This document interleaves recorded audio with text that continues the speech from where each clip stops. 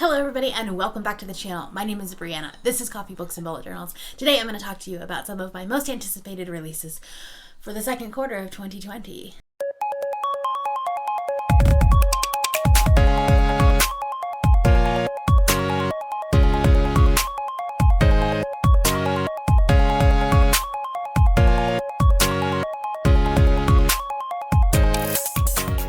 So, believe it or not, we are almost to April, which is insane and crazy, and oh boy. So I have a ton of anticipated releases that come out in the next 3 months, so basically April to June. I'm not going to talk about all of them here today. There's a lot, especially like early summer tends to be when contemporary starts coming out.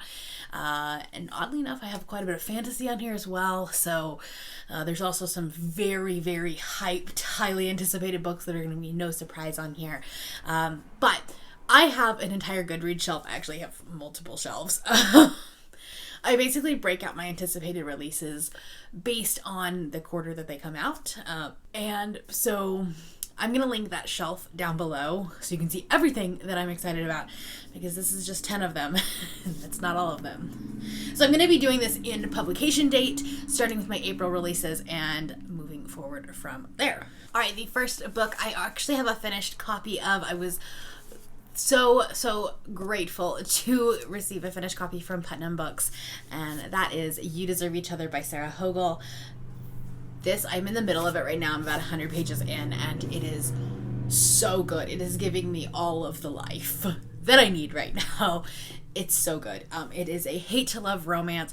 It has serious hating game, like, relationship dynamics. It's not an office romance, but the characters and the dynamics are definitely giving me Josh and Lucy vibes. I almost said Josh and Hazel, and that's the wrong name. Anyways, this is about Naomi Westfield, and she is marrying Nicholas Rose, but she doesn't really like him anymore. She doesn't like his family. His family is nuts. It kind of gives me like Emily Gilmore vibes. I love her so much. But she's basically trying to control this whole wedding, and Naomi is like, I don't really want to do this. None of this is working. And then he doesn't really like her either. But they're not going to back out of the wedding because the person who backs out has to pay all of the deposits and pay for everything that was non-refundable.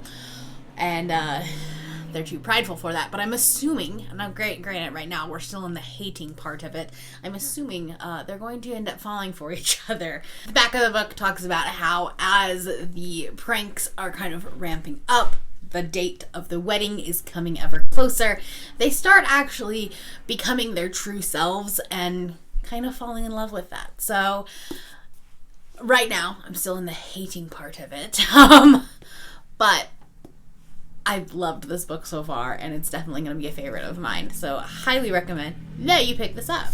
Okay, that's all of the actual books that I have. The rest of them I will just put a cover up here. The next one also comes out on April 7th, and that is Little Universes by Heather Demetrios. I don't know a ton about this book, but I do love Heather Demetrios' work. Bad Romance was one of my favorite books that I read in 2018, and so I'm very, very excited to see what she does with this.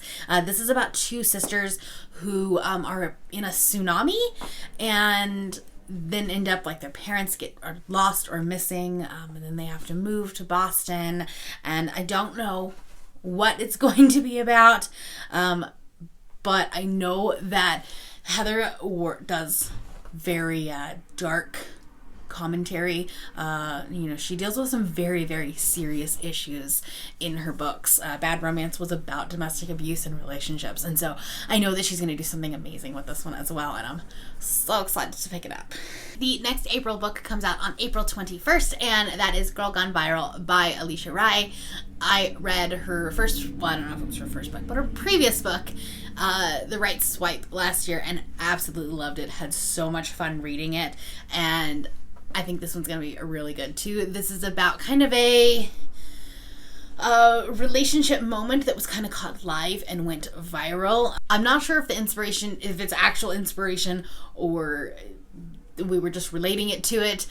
But the two people that were on a plane and then the person behind them or across from them or something like that was basically like live tweeting their relationship and their meet cute. And then everybody on Twitter wanted these two people to get together. So that's kind of how it is with like an ex-model and a bodyguard, which if this is a bodyguard romance, oh, it's like a trope. That's like a beautiful thing for me. So I'm not sure. The synopsis seems a little bit kind of crazy and weird. But I think I'm going to love it. And I'm excited to pick this one up as well. All right, moving on into my May releases. I have quite a few of them. The first one is Clap When You Land by Elizabeth Acevedo. This one comes out on May 5th. And Elizabeth Acevedo, while is not like a 5-star author for me, I definitely really, really like her writing style, and especially when you listen to them on audiobooks, like because Elizabeth normally narrates them or has narrated the last two. While it's not something that's going to be like, you know, one that I might run out and buy on release day, it's definitely something that I will maybe pick up at my library or, you know, if the libraries are open by then. You know, download the audiobook, something like that. But this is another one that deals with another serious topic. I think that, I don't know what it is about our contemporaries that have serious topics this quarter. This is about two girls who are apparently half-sisters, but they don't know each other. And their father dies in a plane crash, and through all of this, they actually end up uniting and kind of learning these secrets and discovering each other and things like that. And I'm excited for it. Again, serious topics. I don't know why. Can't we just have some fluffy stuff? Alright, the next May release is probably the one that I am the most excited about of any of them. This is one of them that I have quite literally emailed the publisher for a copy of this. And I don't normally do that. I normally just, you know, get it on NetGalley or something. But no, I actually emailed the publisher for this one. And that is Aurora Burning by Jay Kristoff and Amy Kaufman. This is the second in the Aurora Rising. I don't know if it's going to be a trilogy, series, whatever it is. And this is by the author duo that did the Illuminae Files, one of my favorite books of last year. And I'm really excited about this one, especially because Aurora Rising ended on such a cliffhanger. And in fact, I'm thinking about rereading that one just to kind of see, you know, refresh my memory, because I did read it like August of last year. So, but I'm excited. I gave Aurora Rising 4.5 stars, I think. Very much enjoyed it. And it was different than Illuminae because it's not mixed media. But it was still so good. It's a found family. It's these 7 people that are completely unlikely to be, you know, crew members, teammates, and, you know, they're off exploring the galaxy and actually running away from, you know, the government, that kind of stuff. I'm so excited for the second one. I can't even tell you. And I'm really upset because I'm assuming that Jay Kristoff was supposed to come back to Utah for the signing of this one, because he didn't, or he did it for Aurora Rising, and I wanted to see him again, and I don't think that's going to happen with the coronavirus, so that's a bummer.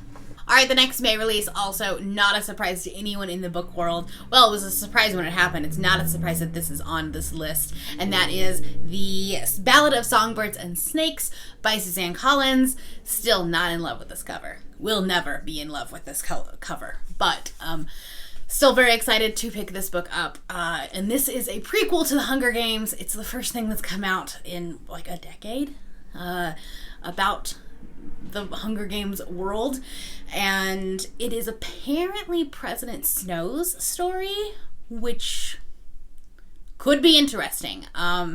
It's always hard to write a villain as the protagonist when you know he's going to be like this terrible villain later on, and he's a very hated character.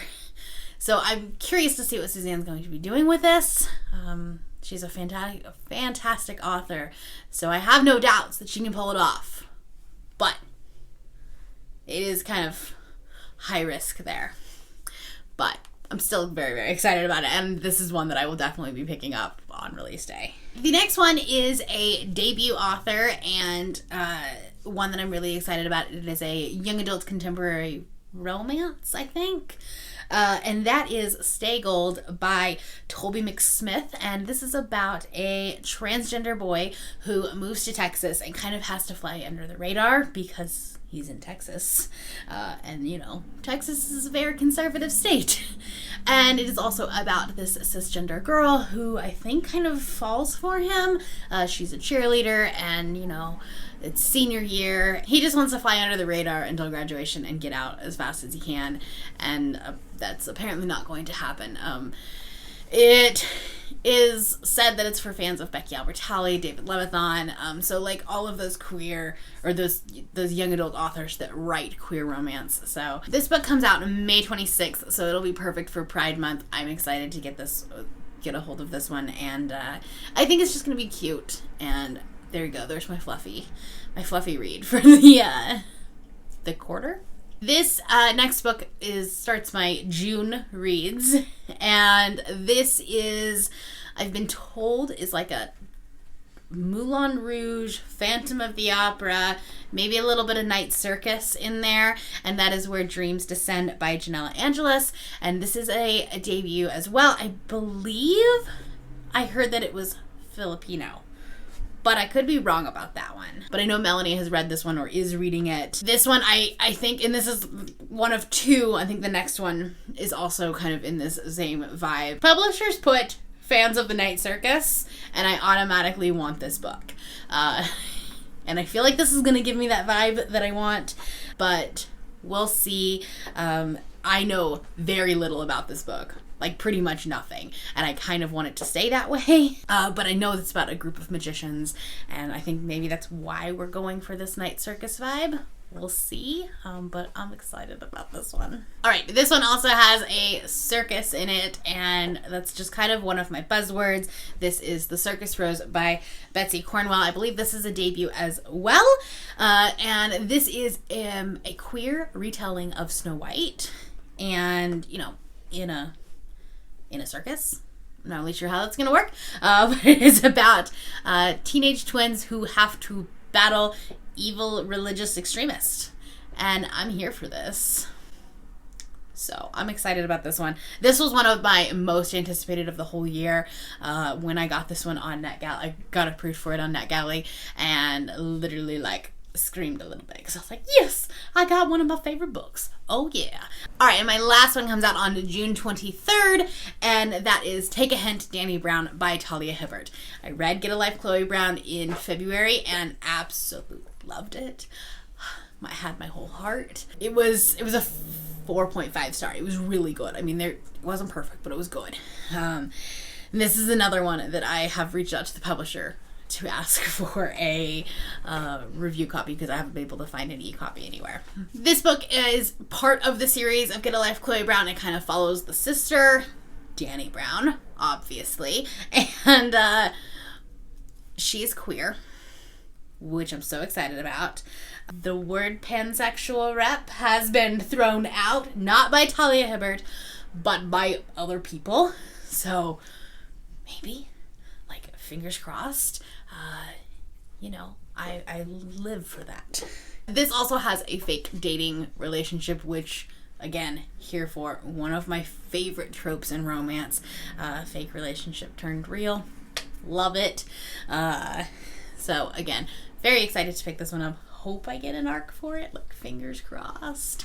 But if not, I will be picking it up as soon as physically possible. Alright guys, so that is 10 books that I am really, really excited for in the coming 3 months.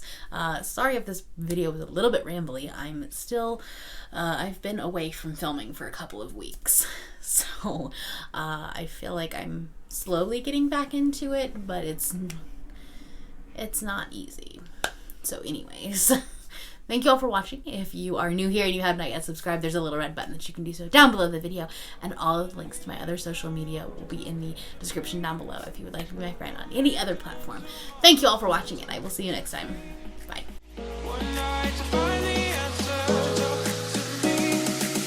What makes this heart beat faster?